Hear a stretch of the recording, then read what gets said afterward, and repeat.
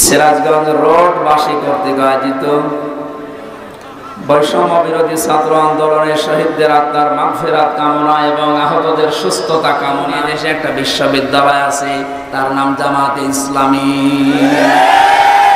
আমি অন্য কোন জায়গায় এসে সিলেবাসটা পাইনি।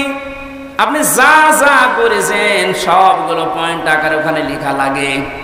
আপনার জীবন এমনি পরিশুদ্ধ হয়ে যাবে। নিজেকে যদি পবিত্র করতে চান, পরিশুদ্ধ করতে চান, ফিরে আসেন। আহ্বান জানাচ্ছি, দাওয়াত দিচ্ছি। নয়তো আবার বলবেন যে আল্লাহ আমি দাওয়াত পাইনি। এই জন্য দাওয়াত দিয়ে দিলাম। যদি বিশ্ববিদ্যালয়ে পড়ার ইচ্ছা থাকে, আপনি মূর্খ মানুষ হন, অসুবিধা নেই। বিশ্ববিদ্যালয়ে যদি পড়াশোনা করার মন মানসিকতা থাকে, ইচ্ছা থাকে, বাংলাদেশ জামাতে ইসলামীতে আপনি যোগ দিয়ে পড়া দেখবেন বিশ্ববিদ্যালয়ের মতো। আপনার জীবন ঠিক ওই ধাঁচে গড়ে তুলবে। জালেমদেরকে মাফ করে দেওয়া মানে মজলুমের উপরে অবিচার করা। এক কথা বলছে না? সারা বাংলাদেশের 18 কোটি মানুষকে যদি এই আয়না ঘরের সাথে যারা জড়িত ছিল, সে যেই কয়জনই হোক, যারাই জড়িত এর সাথে, এদেশের 18 কোটি মানুষ যদি মাফ করে দেয়, ব্যারিস্টার আরমানের বউ মাফ করবে না। আপনি ওই জায়গায় থাকলে আপনারও মনে হতো না আমি মাফ করবো না। আপনি যদি প্রথমেই বলে দিতেন যে তাকে আমরা মেরে ফেলেছি, মেয়েটা অন্য জায়গায় বিয়ে করতে পারতো। এক কথা বলছেন। এমন অবস্থায় রাখলেন তার বউটা বিয়েও করতে পারে না 1টা বছর। যুবতী মেয়ে এভাবে জীবন্ত যৌবন কঠিন বিষয়, আপনি টের পাচ্ছেন না। তাই এটা ঠিক রাখা কত কঠিন বিষয় উনি পার করেছেন। আপনি বলছেন মাফ করে দিন, মাফ করে দিন। মানে আপনার মেয়ে সাথে হয়তো মানে তামাম দুনিয়া দেখেছে যে আপনি কোন পর্যায়ে দুর্নীতিকে নিয়ে গিয়েছিলেন, আর রোল মডেল বানিয়েছেন বাংলাদেশকে। রোল মডেল হবে হযরতে আবু বকরের চিন্তা নিয়ে আসেন। বাংলাদেশে আমরা স্বপ্ন দেখি কোরআন দিয়ে চলবে। আল্লাহ আমাদের কোনো স্বপ্ন নেই। এটা আমাদের রাজনীতিও না, এটা তোমার নীতি। যেহেতু তুমি জানিয়েছো কোরআনে কারিম দিয়েছি রাষ্ট্র চালাতে, আমরা এটা চাই তুমি চোখে দেখার তৌফিক দাও। যা করা লাগে আমরা তোমার হাতে দিলাম। আল্লাহুম্মা ইন্না নাজআলুকা ফি নুহুরিহিম ওয়া নাউযু বিকা মিন শুরুরিহিম। মুসাফির অবস্থায় আছি, অসুস্থ অবস্থায় আছি, মাজলুম অবস্থায় আছি, আল্লাহ তুমি আমাদের মোনাজাত কবুল করো। জীবনে কিচ্ছু চাই না আমাদের নিজেদের জন্য, শুধু এইটা চর্ম চোখে দেখতে চাই যে কোরআন দিয়ে দেশটা চলছে। ফাউযু বিল্লাহি মিনাশ শাইতানির রাজীম। বিসমিল্লাহির রহমানির রহিম। ওয়া কাযালিকা আওহাইনা ইলাইকা কুরআনান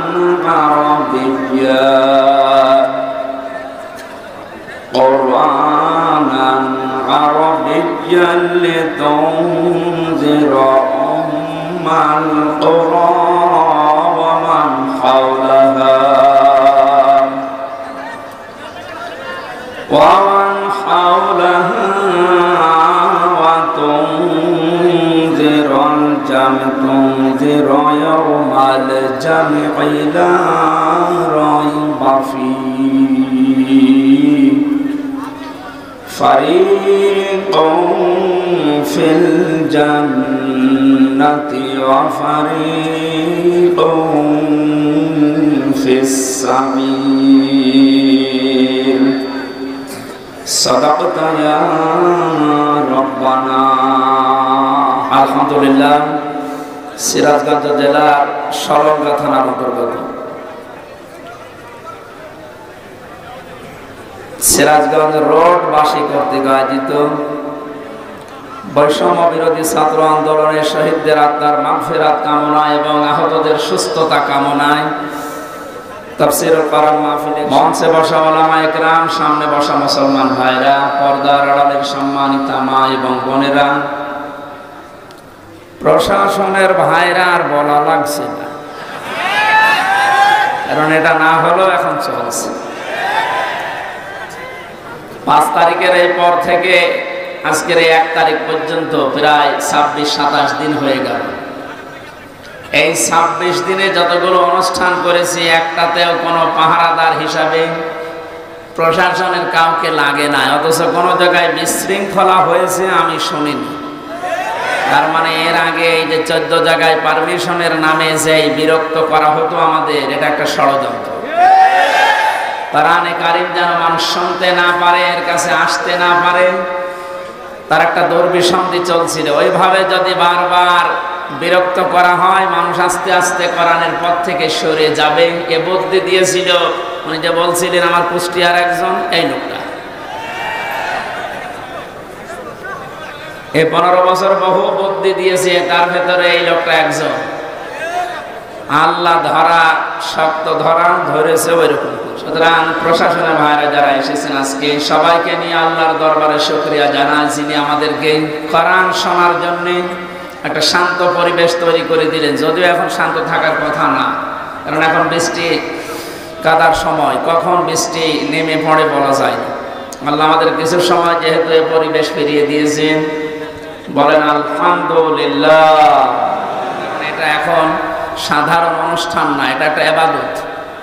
এটা কি চলছে বলেন তো? নিজের কর্মজীবন সব বাদ দিয়ে যদি নামাজ ইবাদত মনে করে আপনি যেতে পারেন 15 মিনিটের জন্য, এখানে 1 ঘন্টার সময় দিচ্ছেন, এইটাও নামাজের মতো ইবাদত। আফদালুল ইবাদাতি তিলাওয়াতুল কোরআন। নবীজি জানিয়েছেন যত নফল ইবাদত আছে, সবচাইতে উত্তম নফল ইবাদত আল্লাহর কাছে কোরআনের আলোচনা। বিশ্বনবী মসজিদে নববীতে প্রবেশ করলেন, একবার দেখলেন কিছু মানুষ জিকির করছে। বাম দিকে তাকিয়ে দেখলেন কিছু মানুষ আল্লাহর কোরআনে কারীম নিয়ে আলোচনা করছে। বললেন 2 দলই ভালো কাজে আছে, তবে সবচাইতে উত্তম কাজে আছে তারা যারা কোরআন নিয়ে ব্যস্ত আছে। আমার আল্লাহ আমাকে এই মুহূর্তে নির্দেশ দিয়েছে যে কোরআনে কারীম নিয়ে যারা আলোচনা করছে, আমি যেন শ্রোতা হয়ে ওই ময়দানে বসে পড়ি। সিরাজগঞ্জবাসী মুসলমান হিসাবে অবশ্যই উপলব্ধি করতে পারছেন যে অনুষ্ঠানের দাম এখন কত। নবীজি যদি এখন জীবিত থাকতেন আর সিরাজগঞ্জের এই গোল চত্বর দিয়ে যদি হেঁটে যেতেন, বিশ্বনবী নিজে কোরআনের সম্মানে এই ময়দানে এসে শ্রোতা হয়ে বসে পড়তেন। এরকম একটা জায়গায় আপনি বসে আছেন, মনে করবেন এই জায়গায় নবী বসতেন। জীবনের সর্বোচ্চ খুশি এখন আমরা, এই জন্য বলছি আলহামদুলিল্লাহ। বৈষম্য বিরোধী ছাত্র আন্দোলনের শহীদ, প্রথম শব্দটা লিখেছেন আপনারা শহীদদের আত্মার মাগফিরাত কামনায়। এই যে শব্দটা অনেক দামি শব্দ। শহীদ যাকে তাকে বলা যায় না। আমি ব্রাহ্মণবাড়িয়া থেকে আসার সময় দেখি রাস্তার পাশে কবরে ব্যানার টাঙানো আছে, শহীদ ধীরেন্দ্রনাথ দত্ত।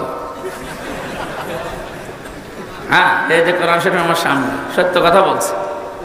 এর নাম শুনে বোঝা যাচ্ছে যে সাদার টাকা ভাগাভাগি করতেছে, মরে গেছে। কথা বলেন কেন? আমরা শহীদ আরো কিছু মানুষের নামের আগে পরে দেখতে পাই। দেলাওয়ার হোসাইন সাইদি রহমতুল্লাহ আলাইহি, এটা শহীদ না? উনি সারা জীবন এই কামনা করতেন, আল্লাহুম্মা ইন্নী আসআলুকা শাহাদাতান ফি সাবিলিক। হে আল্লাহ, তুমি আমাকে যদি মরণ দাও, তোমার কাছে আমি চাই তুমি আমাকে শাহাদতের মরণ দিও। জেলখানার ভেতরে উনি কিন্তু ধুকে ধুকে মরে যেতে পারতেন, তারপরও শাহাদত পেতেন। কিন্তু এমন জায়গায় আল্লাহ নিয়ে তাকে জালেমদের হাতে মৃত্যু দিয়েছে, কেউ যেন দুনিয়ায় সন্দেহ করতে না পারে যে উনি এমনি মারা গেছে। উনি যে শহীদ, এটা এখন বাস্তব প্রমাণিত। এর কয়েকটা প্রমাণের ভেতরে 1 নম্বরে উনি হাসপাতালে ঢোকার আগে যে হাসিটা দিয়েছিল, এটা কোনো রোগী মানুষের হাসি না। ওনাকে রোগী বানিয়ে মেরে ফেলা হবে এই কারণে ওখানে নিয়ে গেছে। সুতরাং শহীদ এই ব্যাপারে কথা বলতে হলে খুব হিসাব নিকাশ করে বলবেন। কোরআনে কারিমে আল্লাহ জানিয়েছেন, মুখ দিয়ে যেহেতু মানুষ কথা বলে, এজন্য মুখের উপরে নোটিশ দিয়েছেন, এই মুখ দিয়ে কথা বলবি না। ওয়ালা তাকুলু লিমান ইউকতালু ফি সাবিলিল্লাহি আমওয়াত, বাল আহইয়াউ ওয়ালাকিন লা তাশউরুন। সূরা বাকারার 154 নম্বর আয়াতে আছে, তাফসীরে ফি জিলালিল কোরআনের ব্যাখ্যা আছে, আমি শুধু সামারাইজ করে একটু অল্প বলছি। আল্লাহ পাক বলেন, মুখ দিয়ে কথা কখনোই বলবি না, শুধু একজন দুইজন না, তাকুলু বহু বছর, কেউ এ কথা জীবনেও বলবি না যে যারা শহীদ হয়েছে, যারা মারা গেছে। যদিও কয়েকদিন আগে কয়েকটা ভিডিও দেখছিলাম, আহলে হাদিস, আহলে কোরআন বিভিন্ন নাম নিয়ে তারা এ কথা বলতে চাচ্ছিল বা বলিয়েছিল যে শহীদ আবু সাইদ নিজে বুক পেতে আত্মহত্যা করেছে, শহীদ হয়নি। আমি গতকালকে আবু সাইদের কবর দেখে আসলাম। কত বর্ষ দিন সিরাজগঞ্জবাসী, শুধু আপনাদেরকে না, রেকর্ড হচ্ছে এটা, তামাম দুনিয়ার মানুষকে বলছি, শহীদদের ব্যাপারে কথা বলতে হলে হিসাব করে বলবেন, কারণ আল্লাহ নিজে এটা মুখের উপরে নোটিশ জারি করে দিয়েছেন, কথা বলা যাবে না। বাল আহইয়া, আল্লাহ বলেন ওরা জীবিত, ওরা কি ওয়ালাকিন লা তাশউরুন, কিন্তু তোমরা টের পাও না। শহীদ আবু সাইদের এই আত্মদান, জীবন দানের মাধ্যমে যত মানুষ উদ্বুদ্ধ হয়েছে, যার কারণে আজ এখানে বসে আমরা কথা বলতে পারছি। আপনি কি মনে করেন ময়দানটা এত সহজ না? আজকের এই অনুষ্ঠানের জন্য কারো পারমিশন লাগে নাই, অথচ 5 তারিখের আগে অনুষ্ঠান করতে 14 জায়গায় বলা লাগতো। যাদের সাথে ঘৃণায় কথা বলা যায় না, মানুষ মনে করা যায় না, এই মানুষের কাছেও বলা লাগতো, ভাই একটু লিখে দেন। কথা বলে না। আমি কেন বললাম যে ঘৃণা লাগতো ওদের সাথে কথা বলতে? আমি এমনি বলি নাই, কোরআনে কারীম জানিয়েছে, ইন্নাল্লাযীনা কাফারু মিন আহলিল কিতাবি ওয়াল মুশরিকিনা ফি নারি জাহান্নামা খালিদিনা ফিহা উলাইকা হুম শাররুল বারিয়া। ইয়াদের ভেতরে আল্লাহ যে কথা জানিয়েছেন, নিশ্চয় যারা কিতাব পেয়েছে, আমরা যারা মুসলমান কিতাব পেয়েছি না পাইনি? আমাদের কিতাবের নাম বলেন। ইহুদিরা দাবি করে ওরাও কিতাব পেয়েছেন, তাওরাত। খ্রিস্টানরা দাবি করে ওরাও কিতাব পেয়েছে, ইনজিল। 104 খানা সহিফা কিতাব মিলিয়ে আল্লাহ পৃথিবীতে দিলেন। এখানে যারা কিতাব পেয়েছে, এই কিতাব পাওয়ার পরে যে মানুষগুলো কুফরি করে, তার মানে কিতাবের কথা জানার পরও গোপন করে রাখে।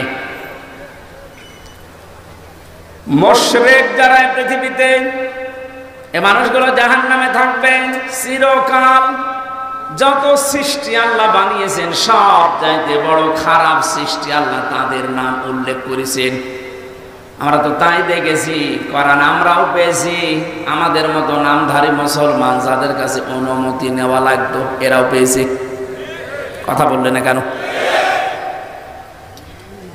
আজকে ইসলামী ব্যাংকের এক অফিসার এসেছিল দেখা করার জন্য একটু আগে। ওনার কাছে একজন বলছে, আজকে তো মাহফিল আছে এখানে, আমির হামজার যাবেন না? মানে কোন দল করে আমি জানি না, উনি ঘোষণা দিয়েছে যে যাব কি করে, ওখানে তো তাফসীর হবে না, হবে রাজনীতি।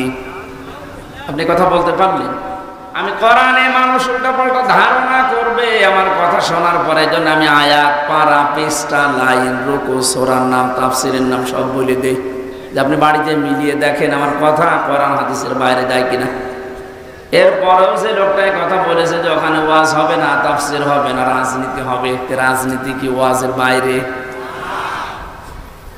রাজনৈতিক জীবনে যারা ভুল করছেন, কোরআন আর হাদিস বাদ দিয়ে যারা রাজনীতি করে জাহান্নামে যাচ্ছে, আপনাকে তো আমার বাঁচানো লাগবে। আপনি আরো বন্ধু মনে করে আসবেন তাড়াতাড়ি না, উল্টাপাল্টা ফতোয়া দিয়ে নিজেও আসেন না, মানুষের মনোসন্দেহ তৈরি করেন। যিনি কথা বলেছেন তিনি ভুল পথে আছেন। আপনি এখন যদি তাওবা না করেন যে ওখানে গেলে রাজনীতি হবে, তাফসীর হবে না, আপনি যদি একথা সজ্ঞানে বলে থাকেন, আপনার ঈমান নষ্ট হয়ে গেছে। কারণ রাজনীতি এই শব্দটা কোরআনে নেই। বলেন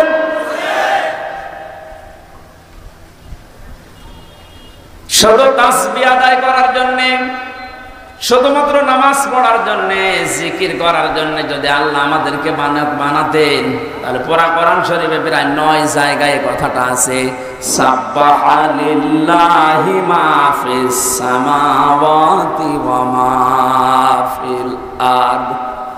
আসমান আর জমিনে যা আছে সব সৃষ্টিগুলো আমি আল্লাহর তাসবিহ আদায় করছে। তো মানুষকে সৃষ্টি করার পরে তারাও তাসবিহ আদায় করছে, কথা আল্লাহ কোরআনে দেয়নি। মানুষকে আল্লাহ কেন দিয়েছেন এই পৃথিবীতে? ইন্নী জাইলুন ফিল আরদি খলিফা, অবশ্যই জমিনে আমি প্রতিনিধি পাঠাবো, খলিফা।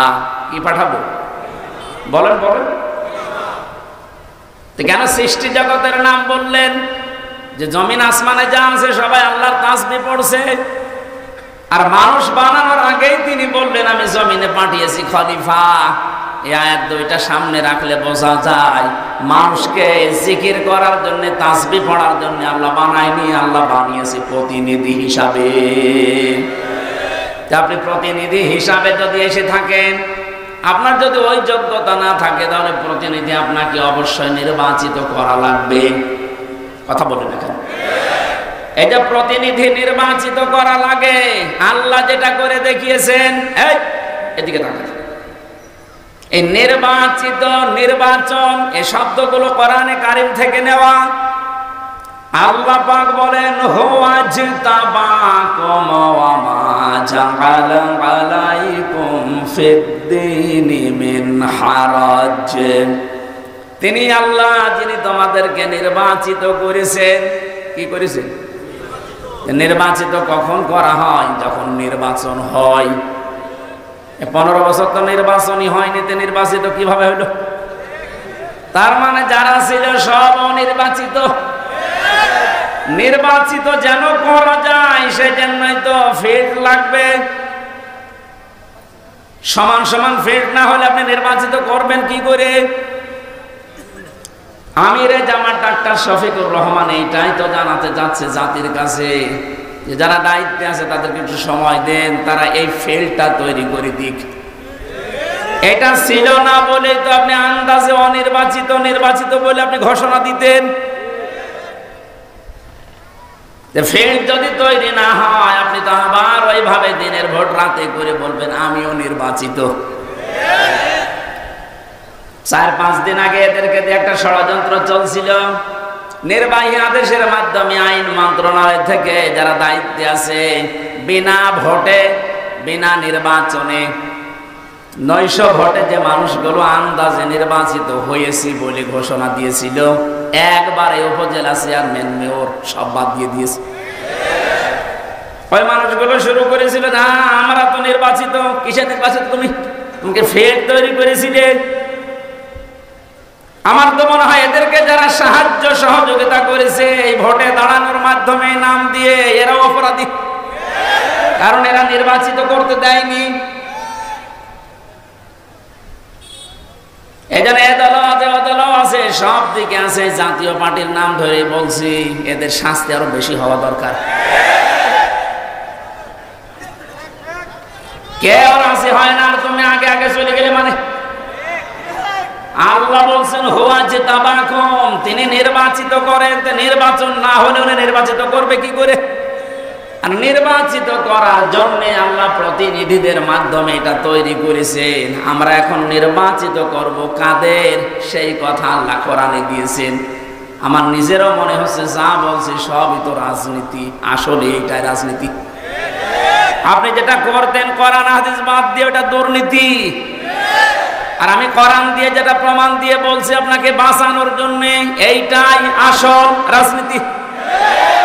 কাকে নির্বাচিত করবেন? কোরআনে কারীম জানিয়েছে সূরা নিসা 5 নম্বর পারার 6 নম্বর পৃষ্ঠার 9 নম্বর লাইনের 59 নম্বর আয়াতে আছে, প্রথম অংশে পাবেন। এটা তাফসিরে ইবনে কাসিরেও আছে, ফি জিলালিল কোরআনেও আছে। ব্যাখ্যাগুলো লম্বা করে বলতে গেলে সময় যাবে, আর কণ্ঠ পারবে না। এই জন্য আমি খুব সামারাইজ করছি, বোঝার জন্য বলছি। ইয়া আইয়ুহাল আইয়ুহাল্লাযীনা আমানু আতিউল্লাহা ওয়া আতিউর রাসূলা ওয়া উলিল আমরি মিনকুম।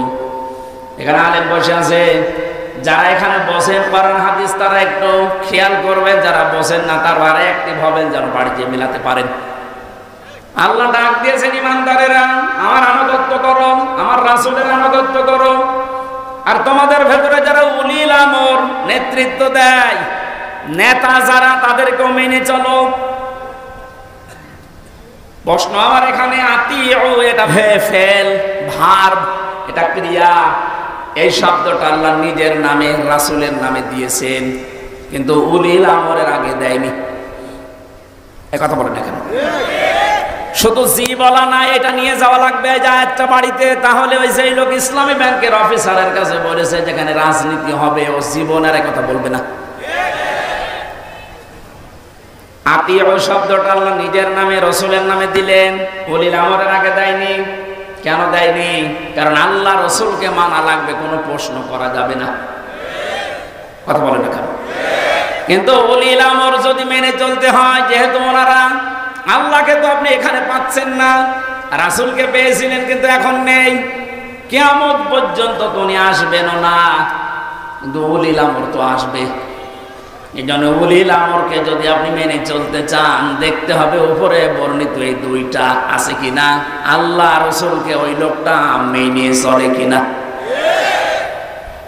আপনি যাকে নেতা মানবেন, যার নেতৃত্বে চলবেন, যাকে আপনি নির্বাচিত করবেন, আমি এই শব্দগুলো কি বানাচ্ছি? হুয়া জিতাবাকুম, এ জিতেবা মানে নির্বাচিত করা। নির্বাচন না হলে নির্বাচিত করা যায় না।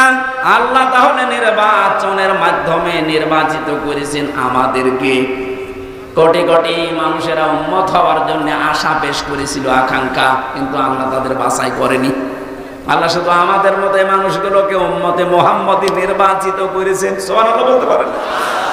মুসা নবীর মতো, ঈসা নবীর মতো এত বড় পাওয়ারফুল নবীরা আকাঙ্ক্ষা করেছিল যে আমরা নবী হয়েছি ভালো, কিন্তু নবী না হয়ে যদি মুহাম্মদ রাসূলুল্লাহর উম্মত হতে পারতাম তারপরও ভালো হতো।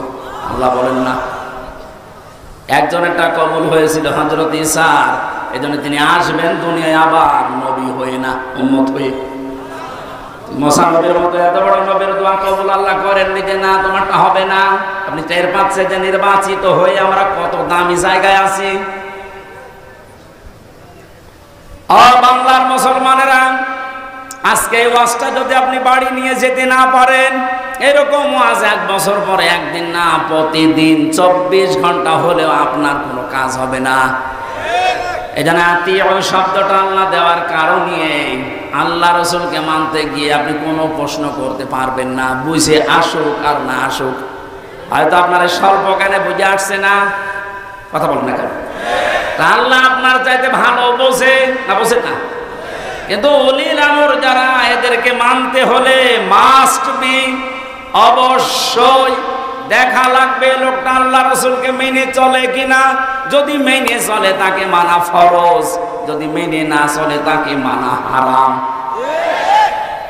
হযরত সাদ ইবনে আব্দুল্লাহ ইবনে সাদ রাদিয়াল্লাহু তাআলা আনহু বিবাহ করার পরে খরমা বিলি করলেন, মিষ্টি বা খরমা খেজুর। মোনাজাত কমপ্লিট হয়ে গেছে, বিয়ে শেষ, বাসর ঘরে যাবেন। হঠাৎ করে এক কাছের চিঠি নিয়ে এসেছে, ডাক দিয়ে বলে আব্দুল্লাহ খলিফাতুল মুসলিমিন হযরত ওমর চিঠিটা পাঠিয়েছে। উনি চিঠি খুললেন, ওখানে লেখা দেখলেন, ও আব্দুল্লাহ যেখানে থাকো আমি রাষ্ট্রের দায়িত্বে আছি। ওমর, আমি তোমার উলিল আমর বলছি, আমি তোমার উলিল আমর বলছি, যেখানে থাকো চিঠি পাওয়ার পরে সঙ্গে সঙ্গে দেখা করো, তোমার জিহাদের ময়দানে পাঠাবো। উনি মুরব্বীদেরকে জিজ্ঞাসা করলেন, মুরব্বীরা বলে হ্যাঁ আপনি যান, কিন্তু বাসরটা শেষ করেন। হযরত আব্দুল্লাহ ওই মজলিসে উঠে দাঁড়িয়ে কোরআনের কয়েকটা আয়াত পড়ে তাদেরকে জানিয়েছিলেন, ইয়া আইয়ুহাল্লাযীনা আমানু মা লাকুম ইযা ক্বিলা লাকুম ইনফিরু ফি সাবিলিল্লাহি সাকালতুম ইলাল আরদ আরাদিতুম বিল হায়াতিদ দুনিয়া মিনাল আখিরাহ ফামা মাতাউল হায়াতিদ দুনিয়া ফিল আখিরাতি ইল্লা কলিল। সূরা তাওবার ভেতরে আছে, আমি শব্দটা বোঝানোর জন্য আয়াতটা পড়লাম, খুব ভালো করে মিলান। তিনি মুরব্বীদেরকে বললেন, হে আমার মুরব্বীরা, আমার মাথার তাজ, আপনারা সম্মান করে আপনাদের। আল্লাহ কি ডাক দিলেন আমাকে, ঈমানদারেরা, যখন তোমাদেরকে আল্লাহর রাস্তায় বের হওয়ার জন্য বলা হয় তখন তোমরা মাটি কামড়িয়ে পড়ে আসো। তোমরা কি দুনিয়ার জীবন পেয়ে সন্তুষ্ট হয়ে গেলে? অথচ আখিরাতের তুলনায় দুনিয়ার জীবন একেবারেই সামান্য। তার মানে এই ময়দানে আমাকে এখন পাঠাতে যিনি চাচ্ছেন উনি সাধারণ মানুষ না, উনি হচ্ছে উলিল আমর। কেন? হযরত ওমর যেহেতু আল্লাহ রাসূলকে মেনে চলে, এজন্য ওমরকে মানা এই মুহূর্তে ফরজ। কথা বুঝলেন?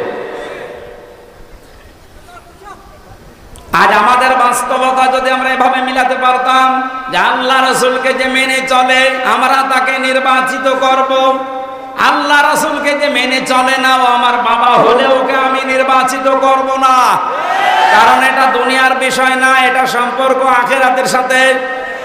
নয়তো আমি ধরা খাবো। আপনি তো ধরা খাবেন, তার প্রমাণ কি? আল্লাহ পাক বলেন কিয়ামতের দিন আমি প্রতিটি মানুষকে বিচারের দ্বিতীয় স্টেপে, প্রথম স্টেপে ডাকবে একা একা, আর দ্বিতীয় স্টেপে প্রতিটি মানুষকে আল্লাহ ডাক দেবে তার নেতার সাথে। কার সাথে? আগে নেতা, এরপরে কর্মী। এটা রেকর্ড হয়ে সারা বাংলাদেশে কালকে ছড়িয়ে যাবে। 18 কোটি মানুষের দায়িত্ব নিয়ে এখন আমি বলছি, কান খাড়া করেন দেশের মানুষেরা। কোরআনের চোখ, হাদিসের চোখ লাগিয়ে দেখতে পাচ্ছি আপনি জাহান্নামে যাচ্ছেন। আপনার নিজের বিবেকের কাছে বলেন তো, কিয়ামতে প্রতিটি মানুষকে আল্লাহ যেহেতু তার নেতার সাথে তুলবে, যে নেতার আদর্শ আপনি মেনে চলেন, যাকে নির্বাচিত করবেন বলে আপনি ভোট দেওয়ার সিদ্ধান্ত নিচ্ছেন, আপনি নিজে থেকেই বলেন ওই লোকটা যদি কিয়ামতে আপনার সামনে দাঁড়ায় আপনি তার পেছনে। আল্লাহ তো আগে ওকে দেখবে, এরপর আপনাকে। আপনার কি মনে হয় ওর যা অবস্থা, ওর যা চরিত্র, ওর যা সুরত সিরাত, ওরে দেখলে আল্লাহ মাফ করবে বলে মনে হয়? দেখলেন? অবশ্যই না। তো এখন ধর,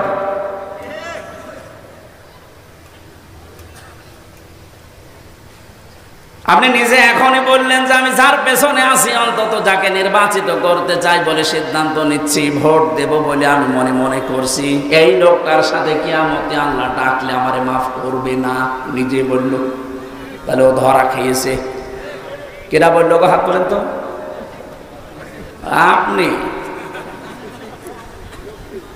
আপনি যেন ধরা না খান, এই জন্যই তো আয়োজন। রাজনীতি মনে করে আপনি আসলেনই না, আপনি তো ধরা আরো বেশি খাবেন। পাগলকে যদি বলা হয় নৌকা নাড়াবি না, ও বলে আমার মনে ছিল না। আরে ভাই, আমি তো আজকে কবরের ওয়াজ করবো বলে এসেছিলাম, আপনি কি মনে করে দিলেন? মনে যখন করে দিয়েছেন আপনাকেও বাঁচাতে হবে, আমার বাঁচতে হবে।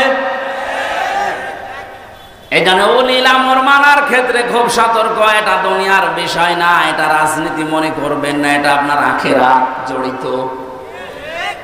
আল্লাহ তুমি আমাকে যেভাবে বুঝিয়েছো কোরআনে কারীম, সবাইকে ওই সহজ ভাবে বোঝার তৌফিক দাও। তাহলে নির্বাচিত এই শব্দটা কোরআনে আছে না নেই? তিনি নির্বাচিত করেন তোমাদেরকে তার দ্বীনের জন্য, এবং দিনের উপরে চলতে গিয়ে যত বাধা আছে সব বাধাগুলো আল্লাহ নিজের থেকে দূর করে দেন। এই হুয়ার ফাইল আল্লাহ নিজে। জেলামির সাহেব যেটা ইঙ্গিত দিয়েছিলেন যে অনেকের ইমানে 15 বছরে প্রায় নড়বড় হয়ে গিয়েছিল, এটা জেলখানার অন্ত প্রকোষ্ঠে থাকলে আরো বেশি হয়ে যায় অনেকের। আমারও প্রায় কি হচ্ছে, এত কিছু হয়ে গেল, কিছুই করেন আল্লাহ। আল্লাহ বলেন দিনের উপরে যদি সত্য সত্যই টিকে থাকতে পারো, যত বাধা বিপত্তি ঝড় ঝাপটা আসবে আল্লাহ নিজে ওইটা দূর করে দেবে। এটা যে আল্লাহ নিজে দূর করে দিয়েছে, আমরা অনেকে মনে করছি ছাত্রদের কারণে, না, আল্লাহ নিজে দায়িত্ব নিয়ে এ পাথর সরিয়েছে। ছাড়া এ পাথর সরানোর জন্য শুধু ছাত্ররা না, আল্লাহ যদি নিজে দয়া না করতো কখনো জালেম পালাতো না। ওর মনের ভেতরে আল্লাহ এত ভয় তৈরি করে দিয়েছে, দলীয় লোকগুলোকে বইলিয়ে যাবে সে সময় পায়নি। মাঝখান থেকে এই পাগলরা এখন বিপদে আছে। আমার মনে হয় পাগলগুলো বেশি অত্যাচার করেছিল এই যে হারুন আঙ্কেল,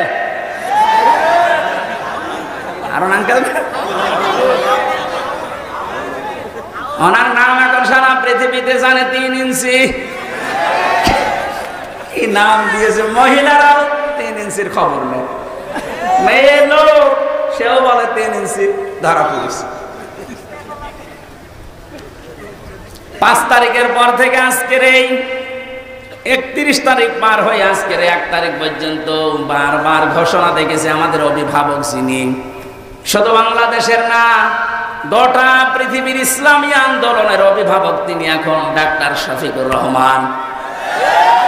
দূর থেকে উল্টা পাল্টা ধারণা করতে পারেন যে কি এমন জেনারেল শিক্ষিত একটা ডাক্তার। আরে ভাই, তার ইখলাস জানেন, তার তাকওয়া জানেন, তার ইবাদতের খবর জানেন। আমি ছিলাম তার সাথে 4টা দিন। আমার তো মাঝে মাঝে মনে হয় পৃথিবীতে কেউ যদি জিন্দা ওলি দেখতে চায়, ওই আস্তালায়, গাছতলায়, বসতলায় যারা বসে আছে বটতলায়, ওরা আল্লাহর ওলি না। আল্লাহর ওলি দেখতে চাইলে আপনি ওই লোকটার দিকে তাকিয়ে থাকবেন। তার ইবাদতের মারটা আপনি খোঁজ পাবেন না। এই যে সকালবেলায় এই 65 বছরের একটা মুরব্বী মানুষ সকাল বলতে রাত 4:30টার সময় ডাক দেয়, ওই সময় হাতে হ্যান্ডকাপ দিয়ে পায়ে বেড়ি দিয়ে কোর্টে নিয়ে যাচ্ছে। তবে 1-2 কিলোমিটার না, এই কাশিমপুর থেকে একেবারে কোর্ট পর্যন্ত যাওয়া আসা করতে প্রায় 7-8 ঘন্টা সময় লেগে যায়। এত কষ্ট স্বীকার করে রাত 8টা, 9টা, 10টার সময় ওনারে নিয়ে আসতো। ওনার যেন দেরি হয়, যেন ওনার কষ্ট হয়। ঘরে আসার পরে দেখতাম, বলতাম, মুরব্বী খাবার খাবেন না, ঘুমিয়ে পড়েন। আমার বলছে, হামজা ঘুমাও। যত পাশেই ছিলাম মাঝে মাঝে জিজ্ঞাসা করতাম যে এত কষ্ট করে আসলেন, ঘুমাবেন না? আমারে বলছে, ঘুমাও, আমি এখন কিছু সময় আল্লাহর জিকির করব, দরুদ শরীফ পড়ব। 2-2.5 ঘন্টা ঘুমিয়ে যে মানুষটা রাত 9:30, 10টার সময় কোর্ট থেকে এসে 2 ঘন্টা 2.5 ঘন্টা পর্যন্ত ঘুমিয়ে এরপরে তাহাজ্জুদের নামাজে, হাফেজ কিনা আমি জানি না, যতটুকুই পড়তো এরপরে সেজদায় পড়ে যেত। 40-45 মিনিট, 1 ঘন্টা দেখি সেজদায় পড়ে আছে। ভোর পর্যন্ত যার সাদা দাড়িগুলো, সাদা চুল সব সাদা হয়ে গেছে, টপ টপ করে পানি পড়তো, শুধু হাত তুলে সেজদার পরে বসে আছে। আমার তো সেজদা লাগে 1.5 মিনিট, 2 মিনিট, আর ওনার সেজদা লাগতো 45 মিনিট, 1 ঘন্টা। 1.5 ঘন্টা কেটে যেত এক সেজদায়। আমার 12 রাকাত তাহাজ্জুদ মিলে মাত্র 1.5 ঘন্টা ওনার এক সেজদায় চলে যেত। বাকি তাকওয়ার খবর তো বাস্তবে আপনি টের পাননি। প্রতি সোমবার, বৃহস্পতিবার রোজা রাখার নিয়ম, কয়জন মহারথী আছে এখানে আমল করে? সারাটা জীবনে আমল করতে করতে আসতেছে, খালি ধারণা করে দূর থেকে, হ্যাঁ কি জানে, এত ডাক্তার মানুষ। তার যে এলেমের বহর, একটা জেনারেল মানুষ হয়ে কোরআনে কারিম এরকম গভীর গভীর কথা বলা আমি বিশ্ববিদ্যালয়েও পাইনি। আরে ভাই, আমি তো ভার্সিটিতে শেষ করে আসলাম, আমাদের বহর তো আমি দেখেছি। ডাক্তার মানুষের কাছে থেকে কোরআনে কারিমের শব্দের এত গভীরে যেতে পারতেন আমি দেখেছি বাস্তবে, যে জীবনে ওই রকম কথা আমি কোনোদিন শুনি নাই। অনার্স মাস্টার্স করেছিলাম, তো এক একটা শব্দ যখন বলতেন, এমন এমন শব্দের অর্থ নিয়ে আসতেন যে কোনোদিন কল্পনা আসে না যে শব্দের ভেতরে থাকতে পারে। দিনের ওপরে চলতে গিয়ে কোন বাধা আল্লাহ নিজের থেকে দূর করে দেয়, রাখেন না। এটা আমি আগে জানতাম না, ওই সময় জেনেছি। আল্লাহ পাক বলেন তোমাদেরকে যেহেতু আল্লাহ নির্বাচিত করেছে লক্ষ লক্ষ কোটি কোটি উম্মত থেকে, সুতরাং তোমাদের দাম কম না, অনেক বেশি। তোমাদের পরে ঝড় ঝাপটা বিপদ আপদ আসবে আল্লাহ জানে, কিন্তু আসলে আল্লাহ থাকতে দেবে না, স্থায়ী হতে দেবে না। আল্লাহ নিজে দায়িত্ব নিয়ে ওই ঝড় ঝাপটা বিপদ আপদ তার নিজের দায়িত্বে দূর করে দেবে। আল্লাহ এইটাই করে দিয়েছে। এই কথা বলে না কেন? নাই তো 15 বছরে কত মহারথী তো চেষ্টা করলো, সব চেষ্টায় প্রায় বিফল হয়ে গেছে। ছাত্র আন্দোলনের নামে যারা নেমেছিল এই মানুষগুলোর সাথে মাস্ক দিয়ে আল্লাহ আবাবিল পাঠিয়েছিল। জালেমদের মনের ভেতরে আল্লাহ ভয় তৈরি করে দেন। এ দায়িত্ব কার? আরো জোরে। এটা তৈরি করেন কাদের কারণে? যে মানুষগুলোর ভেতরে ইখলাস আছে যত বেশি, তাকে দেখলে জালেমরা ভয় পায় তত বেশি। আমরা 15 বছর অনেক জালেমকে ভয় পেয়েছি তার অত্যাচারের কারণে, আর আমিরে জামাতকে এখনো জালেমরা ভয় পায় তার তাকওয়ার কারণে। বাংলার মুসলমানেরা, আমি যেটা বোঝানোর জন্য পর্যন্ত এসেছিলাম, শহীদ যারা হয় এদের নিয়ে যারা উল্টা পাল্টা ধারণা করেন, কোনোদিন এই মুখ দিয়ে কথা বলবেন না যে ওনারা মরে গেছে, এমনি না, ওনারা জীবিত, কিয়ামত পর্যন্ত শুধু জীবিত এইটাই থাকবে, কিন্তু আমরা টের পাই না। এর পরের কথা আল্লাহ দিয়েছেন, মানুষ যেহেতু ধারণা করতে পারে, মুখে হয়তো বলে না, কিন্তু ধারণা করতে পারে যে মরে গেছে। আল্লাহ ধারণার উপর নোটিশ দিয়েছেন, ওয়ালা তাহসাবান্নাল্লাযীনা কুতিলু ফি সাবিলিল্লাহি আমওয়াতা বাল আহইয়াউন ইনদা রাব্বিহিম ইরযাকুন। সূরা আলে ইমরান 4 নম্বর পারা 11 নম্বর পৃষ্ঠা 9 নম্বর লাইনের 169 নম্বর আয়াত। এটা তাফসীরে কাবীরে পাবেন। আল্লামা ফখরুদ্দিন রাজি রহমতুল্লাহ আলাইহি ব্যাখ্যা করতে গিয়ে লিখেছেন, ওই পৃথিবীর মানুষেরা মুখ দিয়ে তো বলবেই না, অন্তরে যেন এ ধারণাও কোনোদিন না আসে যে শহীদরা মরে গেছে। এটা ধারণাও করা যাবে না। বালাহিয়াউন, বরং তারা জীবিত। বরং তারা কি? আরো জোরে। ইনদা রাব্বিহিম ইরযাকুন, তারা তাদের রবের কাছে খাবার খাচ্ছে। শহীদ আবু সাইদের বাড়িতে গিয়েছিলাম, যে গরিব মানুষ, 6টা ছেলে ওনার, এটা ছোট।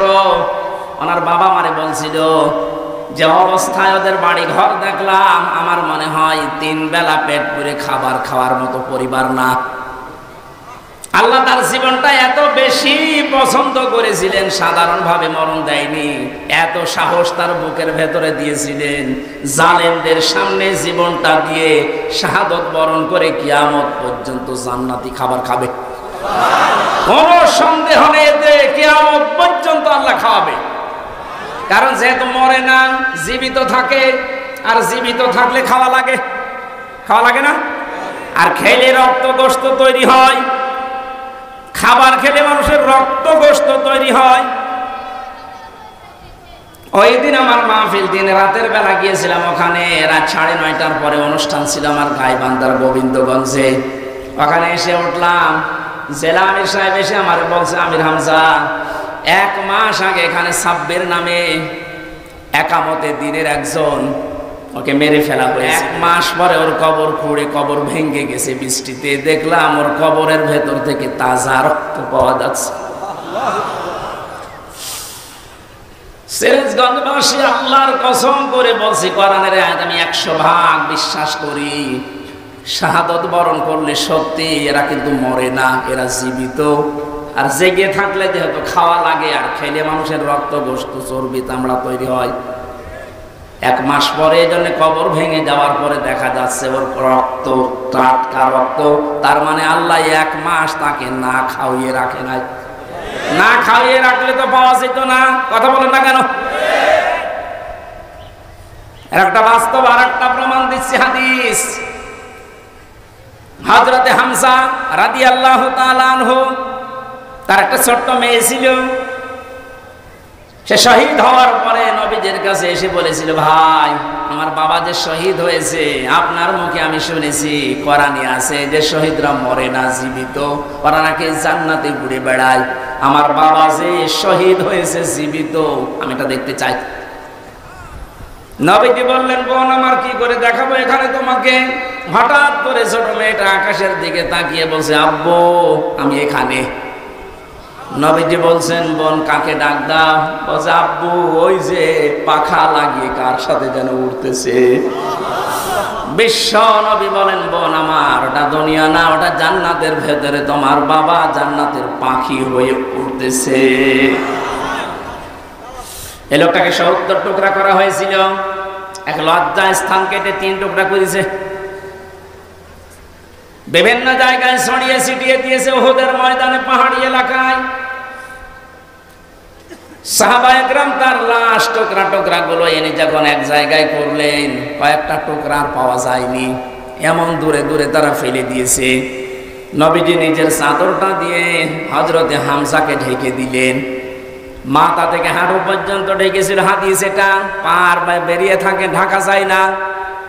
আল্লাহর নবী মুহাম্মদুর রাসূলুল্লাহ নিজে সাহাবীদেরকে দিয়ে পাহাড়ি এলাকার লতা পাতা দিয়ে তার পাটা ঢেকে দিলেন, কবরে রাখলেন।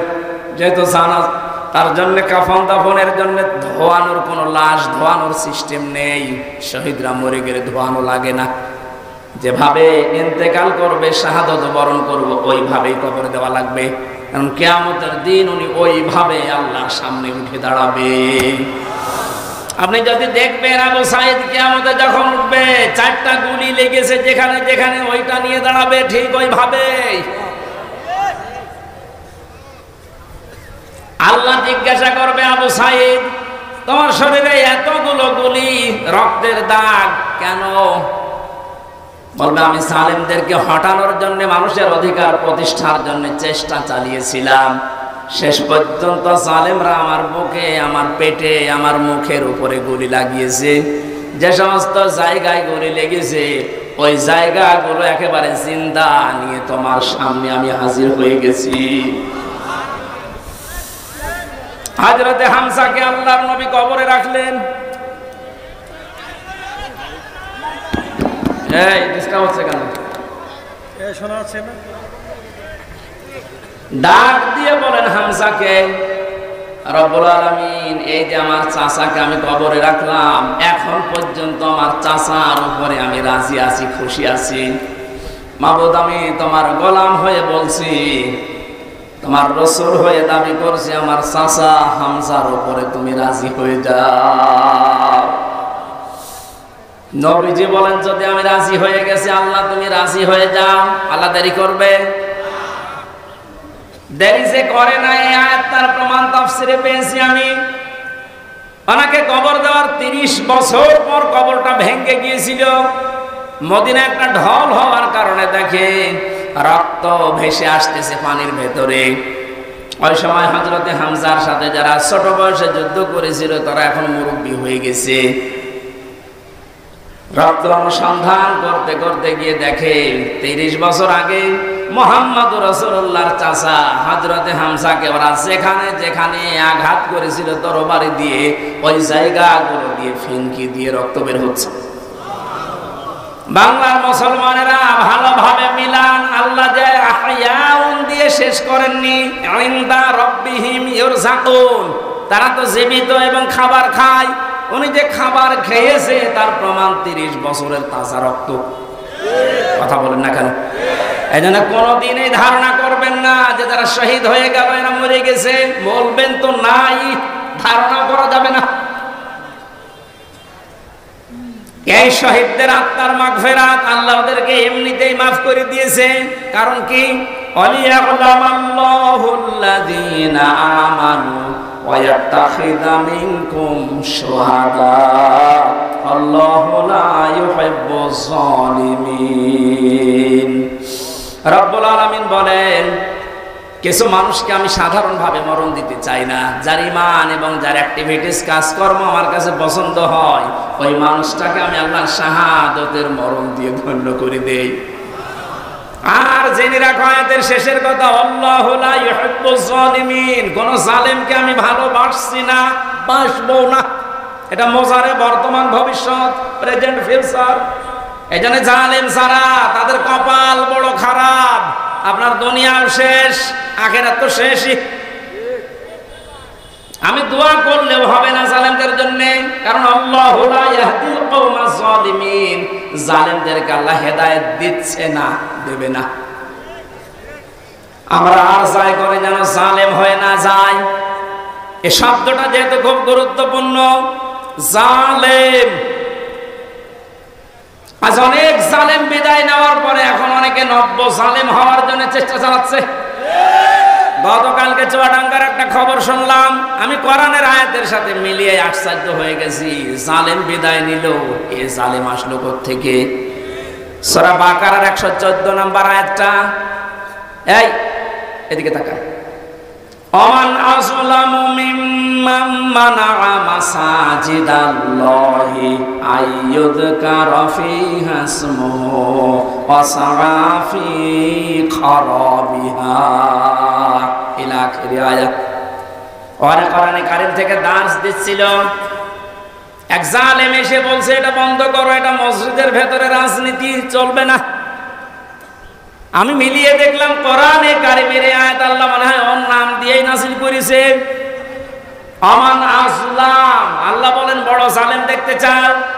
আমি আল্লাহর দৃষ্টিতে সবচাইতে বড় জালেম ওই লোকটা, মিম্মাম মানা মাসাজিদ আল্লাহ, যে লোকটা আল্লাহর মসজিদের ভেতরে নিষেধ করে, আইয়ুযকারা ফীহা ইসমুহু, তার নামের জিকির করতে, তার নামের আলোচনা করতে আল্লাহর ঘর মসজিদে যারা নিষেধ করে এরা আল্লাহর দৃষ্টিতে বড় জালেম।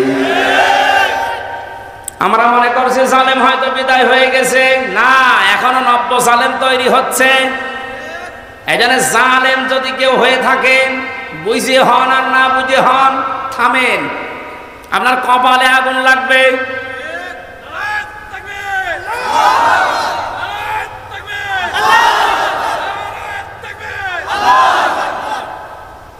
এটা সূরা শুআরার ভেতরে আছে, শেষ নাম্বার আয়াত।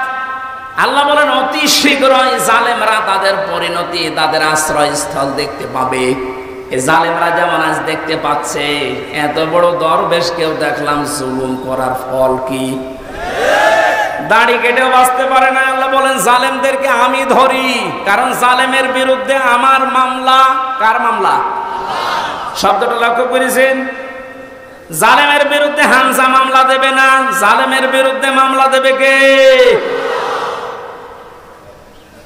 ডাক্তার শফিকুর রহমান আজকেও ঘোষণা দিয়েছে কুষ্টিয়ায় যে আমরা সবাইকে সাধারণ ক্ষমা করে দিলাম, কিন্তু যে পরিবারগুলো অত্যাচারিত হয়েছে তারা যদি এখন অত্যাচারের প্রতিশোধ নিতে গিয়ে কিছু করে, ওইটার জন্য আমরা দায়ী না। শব্দটা তো আসলে ঠিক, কারণ ওয়াইনা আকাবতুম ফাআকিবু বিমিসলি মা উকিবতুম বি। আল্লাহ বলেন যতটুকু অত্যাচারিত হয় প্রতিশোধ অতটুকু নিতে পারবা। আমার তো যতটুকু মনে হচ্ছে এতটুকু নিলেও জালেমরা দুনিয়ায় টিকে থাকতে পারবে না। আপনাকে ব্যারিস্টার আরমানের মতো 8 বছর যদি মাটির নিচে ওই কবরের ভেতরে রাখা যায়, আপনি যত বড় জালেম হন এমনি মরে যাবেন।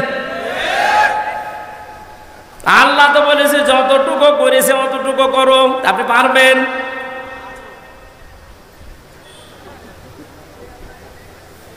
আমার উপরও যতটুকু অত্যাচার হয়েছিল, আমি চাই যাদের দ্বারা হয়েছে, যে মানুষগুলোর ইঙ্গিত হয়েছে, আমি ওই মানুষগুলোকে অতটুকু না করে ছাড় দেব না।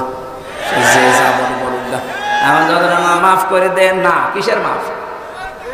কোনো মাফ নেই আপনার, কারণ আমার ছোট মেয়েটা আমার এখনো পর্যন্ত চেনে না। দোষ করে যদি আপনি শাস্তি দিতেন আমি মেনে নিতাম, কিচ্ছু জানি না আপনি কেন আমার জীবনে এই কাজ দিলেন। আর যেভাবে রেখেছিলেন আমাকে আর মাওলানা মামুনুল হককে, কোনো আলেমকে এত কষ্ট আমার বাংলাদেশে আমি আর শুনি নাই।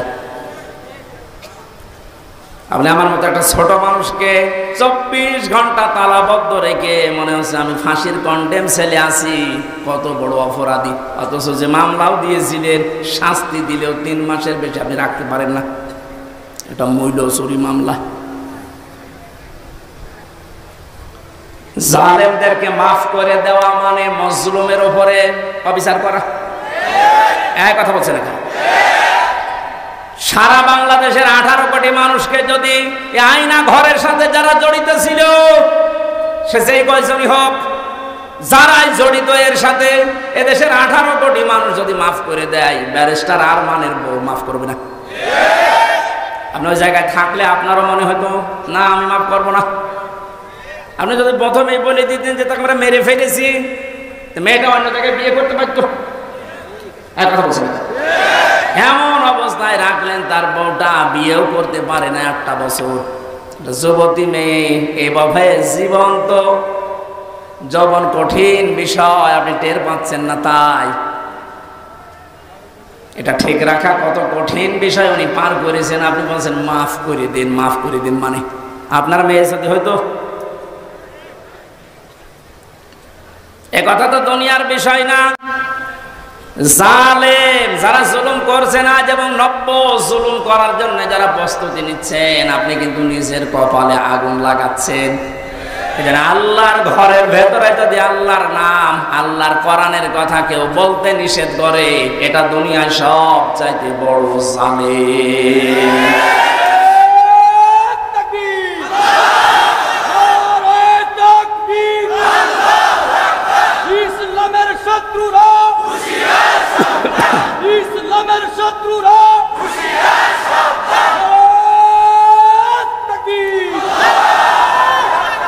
এবার একটা কঠিন আয়াত বলছি, খুব ভয়ঙ্কর। এটা আমি যে জালেম জালেম জালেম বলছি বারবার, কেন জানেন? কারণ জালেমদের বিরুদ্ধে আল্লাহ নিজে অভিযোগ দায়ের করবেন, নিজে মামলা ঠুকে দেবেন। ইন্নামাস সাবিলু আলাল্লাযীনা ইয়াযলিমুনান নাস। সূরা শুরার 42 নম্বর আয়াত প্রথম অংশে আছে, আল্লাহ পাক বলেন অবশ্যই আমি আল্লাহ নিজে মামলা দেব জালেমের বিরুদ্ধে, যারা মানুষ হয়ে মানুষের উপরে জুলুম করেছে, অত্যাচার করেছে। যারা বাংলার জালেমেরা, আপনার দুনিয়ার জীবন শেষ, আর আখিরাত তো আপনি আল্লাহর মামলার আসামি। যিনি বিচারপতি, যিনি রায় দেবেন, তিনি যদি মামলার বাদী হয়, আপনি তো একেবারে সরাসরি খালাস পেয়ে যাবেন। বলেন না কেন? আমার মামলার যারা আসামি, বাদী ছিল, যারা আমার মামলার যারা বাদী ছিল, তারা টাকা পয়সা বহু খেয়েছে আকিজ গ্রুপের কাছ থেকে। গত পরশু দিন আকিজের মালিক আমারে বলছে, হুজুর আপনাকে আমরা চাকরি দিয়েছিলাম আমাদের মসজিদের খতিব হিসাবে, ওই শয়তানরা আপনাকে পেছে ফেলে আমাদের কাছে কয়েক কোটি টাকা 5 তারিখের আগ পর্যন্ত নিয়েছে। যদি 5 তারিখ না আসতো, ওরা এখনো টাকা নিত। আমার মামলার আয়ু যাই লোকটা মেজানুর রহমান, টেকের হাটে বাড়ি। আমার মনে হয় ওরে পেলে পিটিয়ে মানুষ জনগণ মেরে ফেলবে। আর বাকিগুলোর নাম একবার বলেছিলাম ওই কুষ্টিয়ার এক মাহফিলে। তারা পরের দিন বলছে, হুজুর আর নাম বললেন না, কিছু হলে কিন্তু আমরা মারা পড়ে যাব। কেমন ভয় আছে জালেমরা দেখেন। তবে এই যে লোকটা, এই লোকটা 5 তারিখের আগের দিন 4 তারিখ রাত্রে টাকা নিয়েছে। এই মামলার আয়ুটা ও এখন নাই, থেমে গেছে। আমার মনে হয় 5 তারিখ বাংলাদেশে না আসলে ও শয়তান এখনো টাকা নিত।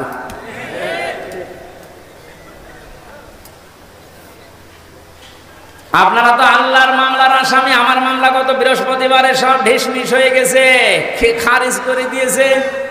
বিচারপতি দেখে বলছে এটা মামলা হইলো, অথচ ওই বিচারপতি 5 তারিখের আগে বলতো এটা কিছু করা যাবে না। 5 তারিখের পরে এখন এই বৃহস্পতিবারে ও নিজে দেখে বলছে কি বিচার করব, কোনো মাল নেই। অনেক নিজে পড়ে পড়ে দেখছে, বলছে কোনো মাল ম্যাটারেস নেই, কি দেখে বিচার করব, যা সব বাদ। আমাদের সবাইকে খালাস দিয়ে দিয়েছে। এই যে খালাসি যখন দিয়ে দেবেন, 3 বছর আপনি বিনা কারণে জেল খাটালেন, কোন কারণে? খালাস দেওয়া মানে কি কোনো অপরাধ নেই, কোনো দোষ আমরা পাইনি নাকি? খালাস দেওয়া মানে তো এই, তাহলে দোষ তো আমার নেই, আপনি নিজেই প্রমাণ করে দিলেন। বিনা কারণে যে 3টা বছর নষ্ট করলেন। গতকালকে একজন মুসলমান হয়েছে, পরশুদিন আমার মনে হয় 3টা বছরে যদি আমি বাইরে থাকতাম, এই 20 সালের আগ পর্যন্ত 53 জন মানুষ মুসলমান হয়েছিল কোরআন শোনার পর। বের হয়ে একজন হয়ে গেল। 3 বছর থাকলে আমার মনে হয় এখনো পর্যন্ত 50 জনের উপরে মানুষকে আমি জান্নাতে দিতে পারতাম। আপনি সুযোগ থেকে বঞ্চিত করে দিলেন। এজন্য জালেম যারা, তারা হামজার মামলার আসামি না। হামজার মামলার আসামি তো হবে নেই, কিয়ামতে আমি না পাপ করলে আপনি জান্নাত যেতে পারবেন না। আর সবচাইতে বড় দুঃখ আপনার জন্য, আপনি আল্লাহর মামলার আসামি। আল্লাহ আমাদের হেফাজত করুন জালেম হওয়া থেকে, বলেন আমিন। আমির জামাত শুধু একবার একটু ইঙ্গিত দিয়েছে, এক জালিমের হাত থেকে মুক্তি পেয়েছি, আর কোন জালিম যেন আমাদের মাথার উপরে বসতে না পারে। আর অনেকের এখন দেখছি চুলকানি আরম্ভ হয়ে গেছে। কোন কারণ আপনার চুলকানি আসবে? আপনি কি জালিম? তার মানে আপনি নিজের থেকেই মনে মনে ভাবছেন যে আমি এগুলো করছি, সামনেও করব। আপনিও জালিম। ঠাকুর ঘরে কে রে? আমি তো কলা খাই। অনেকে আপনার নাম বলে বলেছে, বলেন কোন কারণে নিজের দিকে টেনে নেন?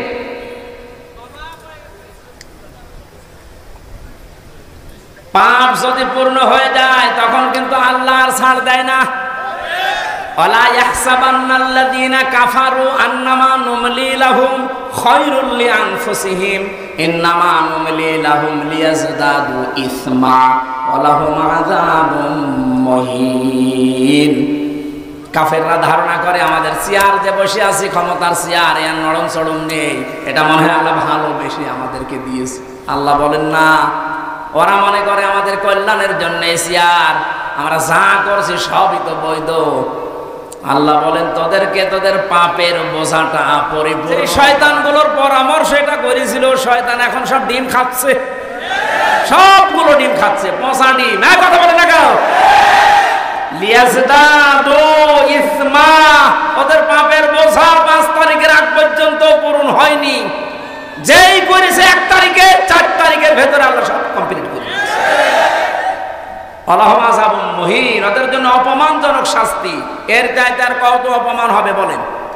বলছিলেন না জালামের যে কেক মারছে, আমার মনে হয় আমরাও সুযোগ পাচ্ছি না, সুযোগ পেলে আমরাও 2-1টা দিতাম। কারণ আপনারা যা করেছেন আমার সাথে, কম বেশি এই দেশে যদি 10 জন আলেমকে পরিস্থিতির দিক থেকে, এলেম আমল না, শুধু পরিস্থিতির দিক থেকে 10 জন মানুষকে সারা বাংলাদেশে চেনে, তার ভেতর আমি একজন। পেটের ভেতর থেকে শুনতে শুনতে আসে যে হামজা বলে একজন আছে। গাড়িতে আসার সময় মায়ের কোলে বসে বসে কি খাচ্ছে, চিপস খাচ্ছে, আর বলছে ওই যে হামজা দাস। তার মানে ও পেটের ভেতরে শুনে এসেছে যে হামজা নামে একজন আছে। এইরকম একটা পরিচিত মানুষের সাথে আপনি আমার মাজায় দড়ি দিয়ে, মায়ের ভেতরে বেড়ি দিয়ে, তাও ডান্ডা বেড়ি, হাতের ভেতরে আপনি হ্যান্ডকাপ দিয়ে, কালো কাপড় দিয়ে চোখ বেঁধে আপনি 11 ঘন্টা টাঙিয়ে রাখলেন। আপনি মানুষ? আবার যখন দড়ি দিয়ে টেনে নিয়ে যেত আদালত প্রাঙ্গণে, মনে হতো যে ছাগল টেনে নিয়ে যাচ্ছে। আর কয়েকতলা আছে তো, ওই অন্য জায়গা থেকে একে অন্যের সাথে তাকিয়ে টিপ্পনি কাটতো, ঠিকই হচ্ছে। এবার আমরাও বলি যে ঠিকই হচ্ছে। আপনি সব বলেন, আপনি সব বলেন।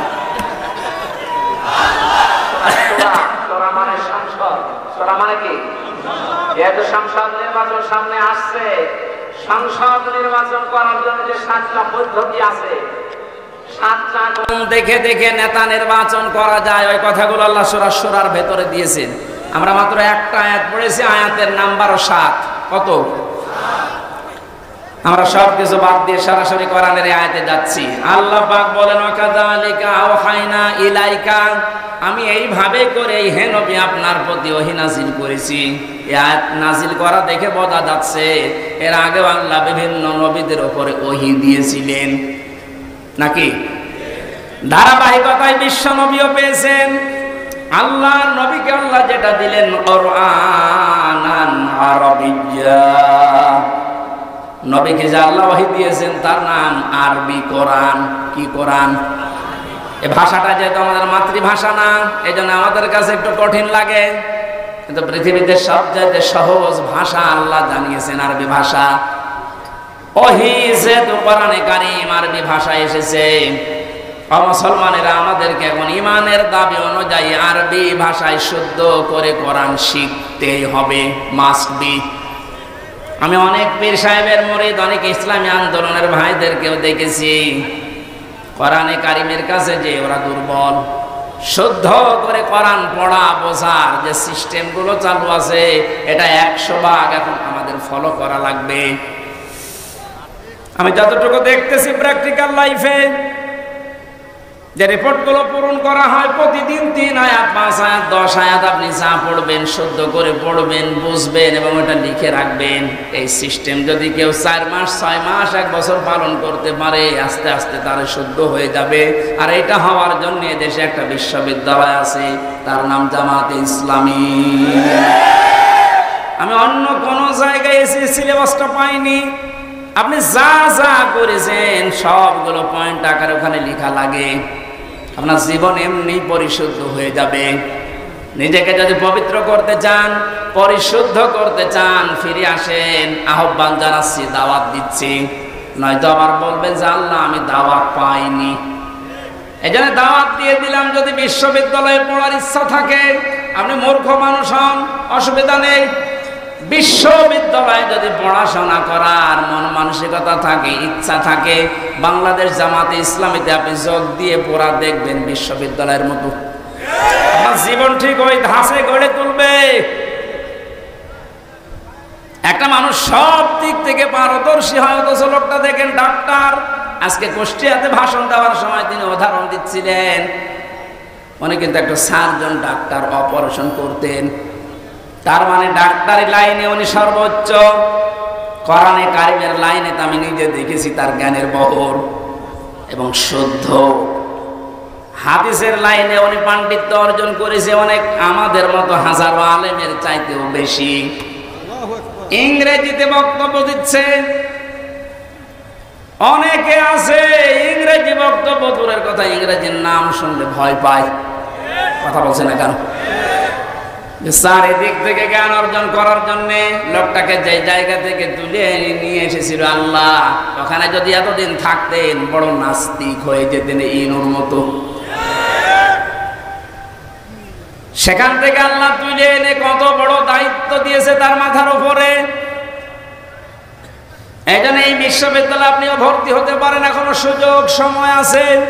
আপনাকে আমরা জান্নাতে নিয়ে যেতে চাই বিশ্ববিদ্যালয়ে ভর্তি হওয়ার মাধ্যমে। সাফ কথা বলছি, জীবনে গুনাহগার যদি হয়ে থাকেন, গুনাহ অল্প স্বল্প যাই থাক, যদি ইকামতের দিন কায়েম করা লাগবে দিন, এই আন্দোলনের সাথে একনিষ্ঠভাবে ইখলাসের সাথে লেগে থাকতে পারেন, আমি কোরআন হাতে নিয়ে গ্যারান্টি দিতে পারি আল্লাহ আপনাকে জাহান্নামে দেবে না। সূরা সফের আয়াত। আবার বলছি, ইসলামী আন্দোলন যদি দুনিয়ায় করেন, ইকামতের দিন কায়েম করার জন্য ইখলাসের সাথে অ্যাক্টিভিটিস নিয়ে যদি ময়দানে থাকেন, কায়েম হলে ভালো, না হলেও আপনার অসুবিধা নেই। আপনাকে আল্লাহ জাহান্নামে দেবে না, হ্যাঁ জান্নাতেও দেবে না কয়েকটা কারণে। তার ভেতরে 1 নাম্বার, আপনি যদি মা বাবার সাথে বিয়াদবি করে থাকেন জান্নাত পাবেন না। আর এই বিশ্ববিদ্যালয়ে আসলে মা বাবার সাথে বিয়াদবি করার কোনো রাস্তা খোলা নেই। সবগুলো একেবারে ট্রেনিং দিয়ে দিয়ে ওই পর্যায়ে নিয়ে যাওয়া হয়। মানুষের মতো মানুষ হওয়ার জন্যে, দেশ প্রেমিক মানুষ হওয়ার জন্যে এই দেশে ওপেন বলছি, ইসলামী ছাত্র শিবির ছাড়া কোনো রাস্তা খোলা নেই। আপনি যদি চ্যালেঞ্জ দিতে চান, নিয়ে আসেন অন্য সংগঠনগুলো, আমি একটা শিবিরের ছেলেকে নিয়ে যাব, তামাম দুনিয়া সব নিয়ে আসেন। 100 ভাগ না হলে আমি 99 ভাগ গ্যারান্টি দিতে পারি। ওদের চরিত্র যদি 100 ভাগের 10 ভাগ ঠিক হয়, এর চরিত্র 100 ভাগের 70 ভাগ ঠিক থাকবে। আল্লাহ রাব্বুল আলামিন কোরআনে কারীমকে যেহেতু ওহী হিসাবে আরবি ভাষায় দিয়েছেন, এখানে শুনলাম একটা মাদ্রাসা আছে। আমি যে বাড়িতে ছিলাম তিনি বলছিলেন আপনাদের একটা সুযোগ আছে, আল্লাহর এই ওহীকে শিক্ষা করার জন্য এরকম মাদ্রাসায় আপনি ভর্তি হয়ে যান, যে বয়সে থাকেন। কোরআন শুদ্ধ করা ছাড়া, কোরআন পড়া ছাড়া আল্লাহর নিকটবর্তী হওয়া যাবে না। ইমাম মালিক বলেছিলেন, মাবুদ তোমার প্রিয় হওয়া যায় কিভাবে? 100 বার তিনি আল্লাহকে স্বপ্ন দেখে একই কথা বলেছিলেন যে তোমার প্রিয় হওয়া যায় কি করে? আল্লাহ পাক বলেন, ইমাম মালিক কোরআন পড়ো, কোরআন পড়ো। উনি বারবার প্রশ্ন করতেন, আল্লাহ বুঝে পড়বো না বুঝে পড়বো? আল্লাহ পাক বারবার জবাব দিয়েছেন, বুঝে পড়ো না বুঝে পড়ো, শুদ্ধ করে পড়ো, তার তিলের সাথে পড়ো, আমি আল্লাহর প্রিয় পাত্র হয়ে যাবে।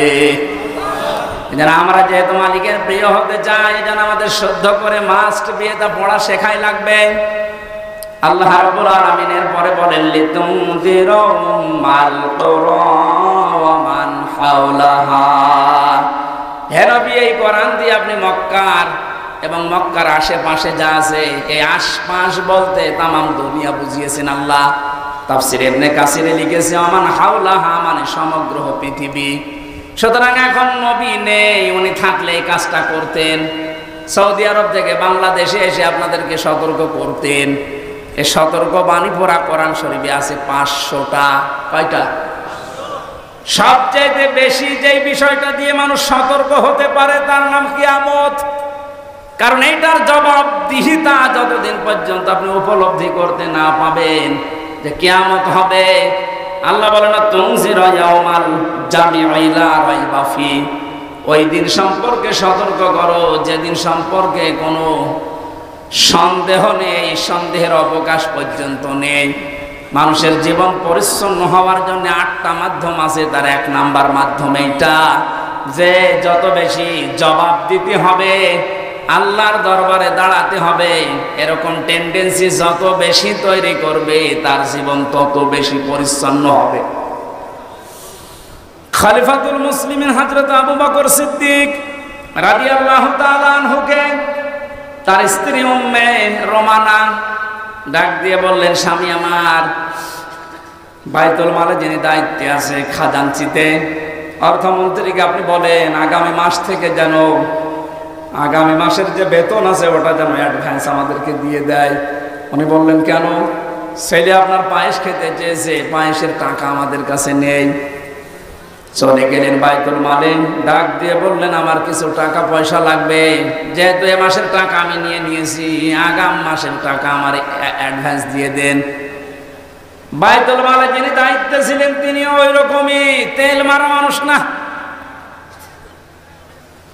তিনি ডাক দিয়ে বললেন, খলিফা, টাকা আমি আপনাকে আগাম মাসের দিতে পারি, আপনি আগামী মাস পর্যন্ত বেঁচে থাকবেন, ওইটা লিখে দেন। উনি বলছে, টাকা আমার লাগবে না। বাড়িতে যে স্ত্রীকে বলছে, স্ত্রী আমি পারলাম না, আমাকে এই কথা শুনিয়েছে। স্ত্রী ধৈর্যশীল ছিলেন, ধৈর্যশীলা বললেন, ঠিক আছে, আপনি যখন পারলেন না, যেভাবে চলছে সংসার চলতে দেন। 15 দিন পর দিন পায়েস রান্না করে দিয়েছে। হযরতে আবু বকর বললেন, স্ত্রী পেলে কোথায়? আপনাকে বলেছিলাম, আপনি তো অপারগতা প্রকাশ করলেন, আপনি পারেননি। আমি প্রতিদিন 1 মুঠ 1.5 মুঠ করে তুলে রাখতাম এই আটা চাউল, যাই বলেন। এই 15 দিন তুলতে তুলতে প্রায় 2 কেজি হয়ে গেছে। ওটা পাশের বাড়িতে বিক্রি করে আমি আজকে এই পায়েসের ব্যবস্থা করেছি, কোনো উল্টাপাল্টা কাজ করিনি। উনি বললেন, ঠিক আছে, সন্তান আব্দুল্লাহ ভালো করে খাও। দৌড় দিয়ে চলে গেলেন বাইতুল মালের খাজানচির কাছে, বললেন, বাইতুল মালের দায়িত্বে আছো, অর্থমন্ত্রী, আগামী মাস থেকে আমার বেতন যদি 12,000 টাকা দিতে থাকো তো 2,000 টাকা কম দিও। কেন? কারণ 10,000 টাকা হলেও আমার সংসার চলে, এটা আমি দেখেছি। আমার মনে হচ্ছে এই যে কিয়ামতের জবাব দিতে হবে টেন্ডেন্সি তার ভেতরে কোন পর্যায়ে ছিল আপনি বলেন। আর 1628 জন মানুষ দায়িত্বে আছে, দায়িত্বে যে সরকার আছে থাক, এর এই 1628 জন মানুষ শুধু এখন যদি আবু বকরের মতো এই চিন্তা নিয়ে দেশটা চালায়, আমার মনে হচ্ছে 16 ঘন্টায় এই দেশটা একেবারে রোল মডেল হয়ে যাবে। এতদিন যারা রোল মডেল করেছিল, কি মডেল দেখিয়েছেন আপনি? কি মডেল দেখিয়েছেন? এটা একটা জরিপ পেলাম আজকে, এটা শোনালে আপনার মাথা খারাপ হয়ে যাবে। অবশ্য চাক 2009 সালে পিলখানার নির্মম হত্যাকাণ্ড, আমার সাথে 1500 জন মানুষের, তার ভেতরে আমার মনে হয় 900 মানুষকে তো আমি পরিচয় করেছিলাম। বিডিআর বিদ্রোহের নাম দিয়ে এই 14-15 বছর বেকার তারা জেল খাটতেছে, কিচ্ছু জানে না। এমনও মানুষ আছে। পঞ্চগড়ে এক মুরব্বীর সাথে পরিচয় ছিল, বলছে আমি রিটায়ার্ড করবার 1 মাস পরে, অথচ আজ 15 বছর 14 বছর আমি জেলে আছি। 2013 সালে হেফাজতের কর্মীদের শাপলা চত্বরে যে নির্মম হত্যাকাণ্ড, 2014 সালে একক নির্বাচন, 2018 সালে কোটা আন্দোলনকারীদের নির্মম নির্যাতন, 2018 সালে নিরাপদ সড়ক আন্দোলনকারীদের নির্মম নির্যাতন, 2018 সালের নির্বাচনী গায়েবী ভোট, বিরোধী দলীয় নেতা কর্মীকে গুম, খুন, হত্যা এবং আয়নাঘর, 11 লক্ষ কোটি টাকা বিদেশে পাচার, তার ভেতরে এক দরবেশী 36,000 কোটি টাকা, 11 লক্ষ কোটি। দলীয় প্রয়োজনে পুলিশকে ব্যবহার, বাক স্বাধীনতা কেড়ে নেওয়া, সর্বশেষ 2024 সালে কোটা আন্দোলনের নামে গণহত্যা। এর একটা অস্বীকার করতে পারবেন? আমি দেয়নি, বিবিসি দিয়েছে জরিপটা।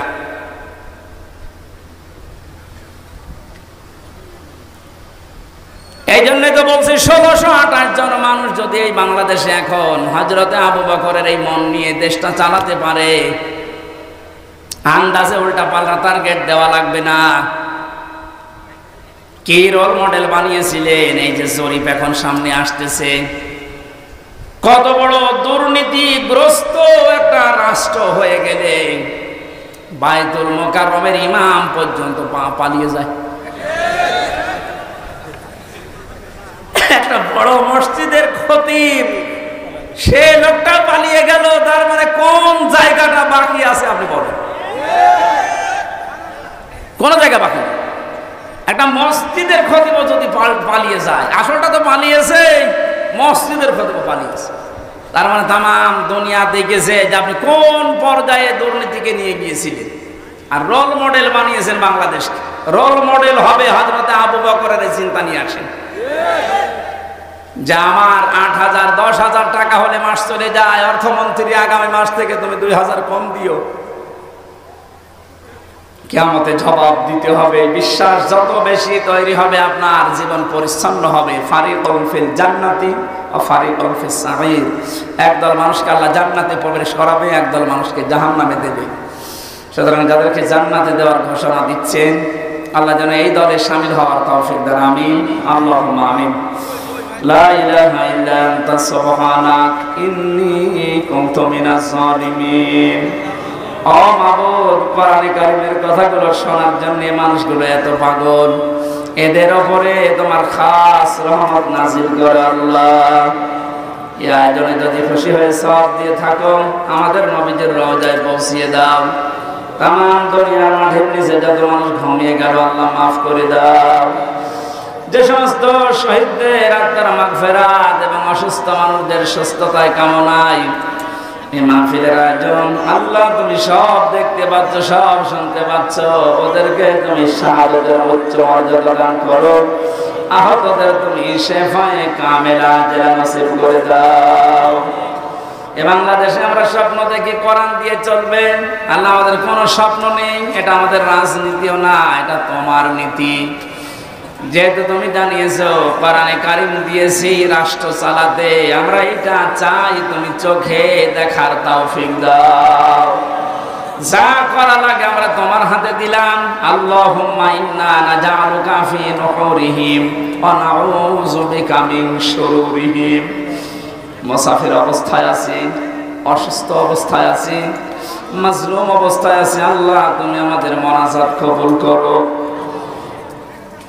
জীবনে কিচ্ছু চাই না আমাদের নিজেদের জন্য, শুধু এইটা চর্ম চোখে দেখতে চাই যে কোরআন দিয়ে দেশটা চলছে। মা বোনেরা পর্দায় আছে, পর্দায় থাকার তৌফিক দাও। আল্লাহ তাআলা, আমার স্ত্রী অসুস্থ, আমি দোয়া চাই, মেহেরবানি করে তাকে তুমি শেফায়ে কামিলা আজরা নসিব করে দাও। আমাদের সন্তানাদিগুলোকে তুমি নেককার বানাও। আগামীতে এলাকায় কোরআনের আলোচনার কারণে আল্লাহ তাআলা যত আলোচনা হচ্ছে হবে আমাদেরকে তুমি হেদায়েতের জরিয়া বানিয়ে দাও। মাটির নিচে যত মানুষ আছে এলাকায় প্রত্যেককে কবরে তুমি জান্নাত দান করো। আল্লাহ শেষ কথা বলি, জালেমদেরকে কিয়ামতের আগে তুমি আর চেয়ারে বসিও না। বারাকাল্লাহু লানা ওয়া লাকুম ফিল কোরআনিল আযীম। মরণ আসলেই যেন বলতে পারি লা ইলাহা ইল্লাল্লাহু মুহাম্মাদুর রাসূলুল্লাহ।